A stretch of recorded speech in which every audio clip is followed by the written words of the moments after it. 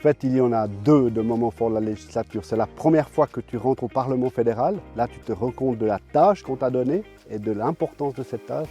Et quand tu élis pour la première fois des conseillers fédéraux, je n'avais jamais imaginé me trouver à cette place dans ce moment vraiment exceptionnel.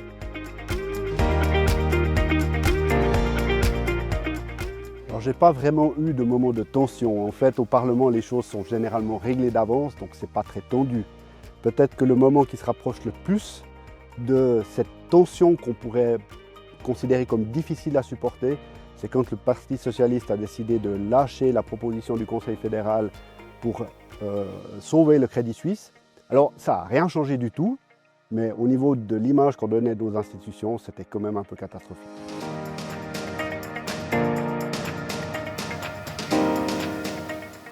Alors, la plus grande déception, c'est comme certainement beaucoup d'entre nous, c'est lors d'une votation populaire, c'est le rejet de la loi CO2. Nous étions en session, ça a été très difficile de retourner en session le lundi d'après, mais ça a passé, on a essayé de corriger les choses avec la loi climat.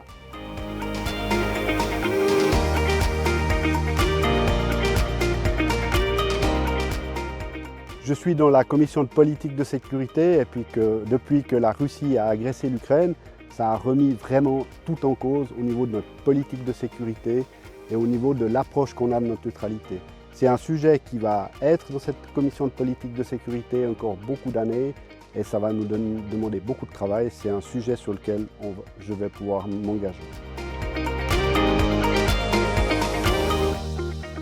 Alors maintenant, on est sous pression, donc le soir des résultats, on va être allégé. C'est un moment que j'attends avec impatience.